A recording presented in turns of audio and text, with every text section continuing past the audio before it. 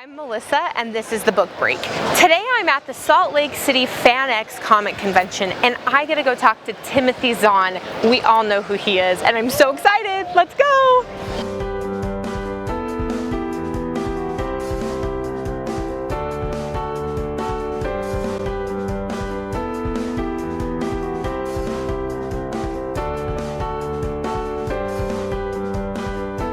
Guys, just like I said, I am here with Timothy Zahn. I am so excited. Thank you so much for being here. No problem. Thanks for having me on.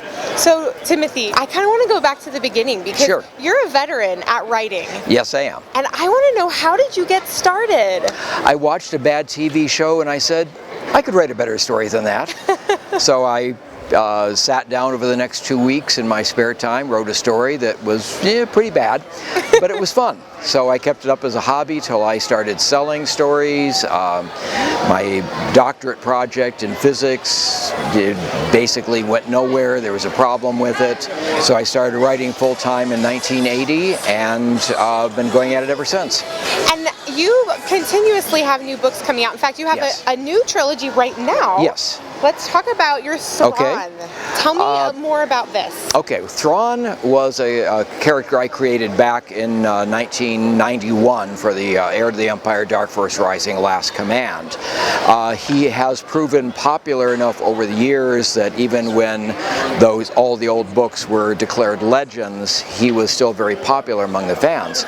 And then, 3-4 years ago, Star Wars Rebels brought him back as a main villain in seasons 3 and 4. And when they did that, they asked me to write a new book, which was the book Thrawn. After that was doing well, they asked me to do a second, became Thrawn Alliances, and this is the third in the trilogy, Thrawn Treason. So Thrawn continues to be popular, which is very cool for me. Yeah. Since you've been writing since the 80s, what would you say is your favorite book? Maybe your pet project that you just love? You're asking who my favorite child is, basically. I have, I like them all. They were all the best I could do at the given time that I was writing it. The Star Wars books are, of course, the most popular, but I've also got a following for the Cobra books, Conqueror's Trilogy, the Black Collars, Quadrail series, Dragonback. I've got a new trilogy going. Sybils War, first book is Pawn, second book is Knight, both of those are out. Tell me a little bit more about that trilogy. It's a young woman from Philadelphia, basically dead-end life, who is kidnapped and taken aboard a huge spaceship where she is working with teams of humans and aliens to fix it up. Apparently was damaged, and she discovers things are not quite what she expected. Things are happening beneath the surface that she decides she needs to take a hand in. She's a Sybil, which means she can telepathically hear the ship tell her what needs to be repaired, and she can pass it on to her crew. So Sybil and Sybils War. Yeah, that's awesome. And so you started in the 80s. How did you get started? So for our aspiring authors out there, what was your process? Well, I would write stories in those days. There were a lot of print magazines, science fiction magazines, and I started writing short stories.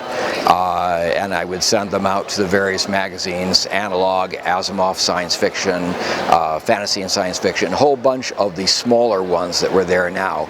Most of those are gone now, but they're replaced with e-zines online and such. So I found it easiest to break in writing short fiction. I had 20 or 30 of them published before I was ready to do a novel, and it was the strength of the short stories that got my agent's attention, and I signed, he contacted me, I've signed on with him and been with him 37 odd years. Oh, wow, so really refining your craft. Yes. That's great. Yeah, I mean, writing is one of those things you can easily learn, you can learn by yourself. You don't need a tennis pro or have to take skiing lessons or something. Right. You learn writing by writing.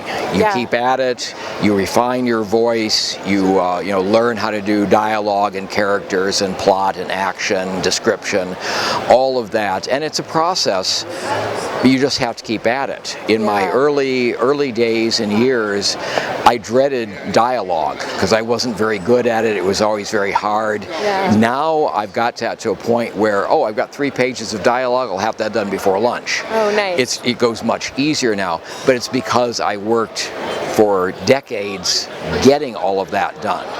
So it's something you can learn, but you have to keep at it. And that's the number one advice for writers: keep writing.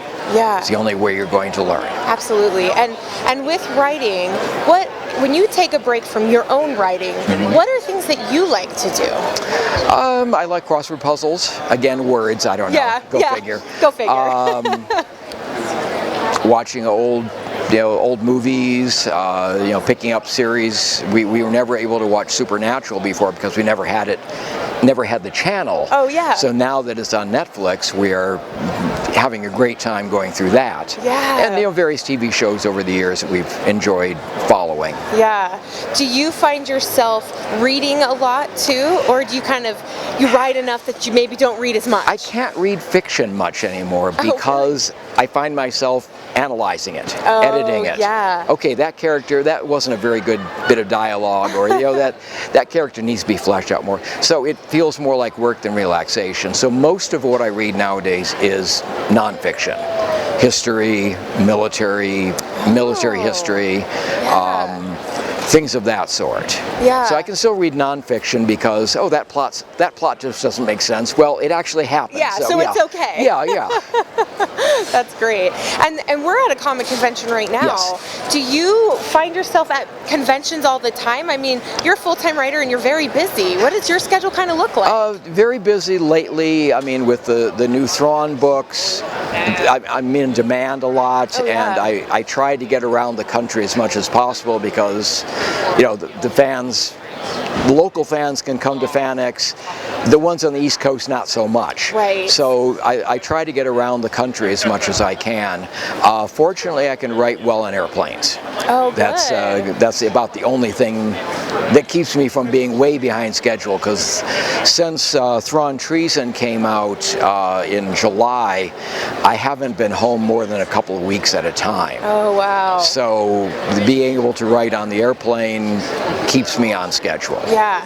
So with all the travel that you do you have some favorite tips that you like to do while you're traveling? Survive?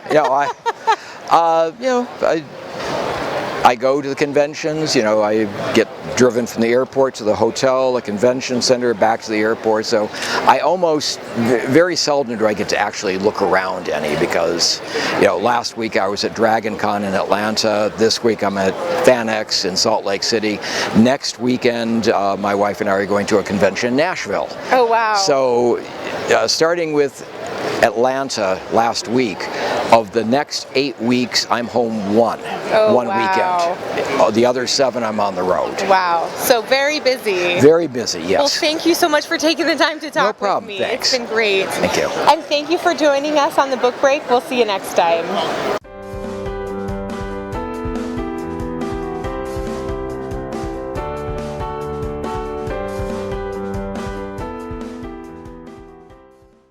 My name is Art Coombs. I'm the CEO of Cambia Corporation and the author of Don't Just Manage, Lead. My eldest daughter is Kelly. I've got a son, AJ. I've got a son, Kai. And then I've got Mac, Mary Ashley Coombs. First and foremost, my passions are my family, my parents, my kids, my family at work. I love what I do, and I love who I do it with.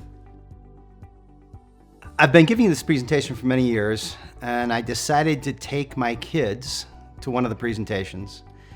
And as a result of them attending, my children said, "Dad, why don't you write a book?"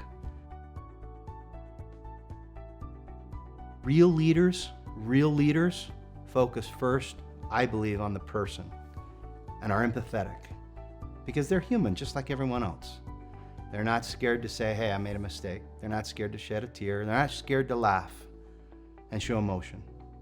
Real leaders lead with vulnerability. And in that vulnerability is the very thing that attracts people to follow them.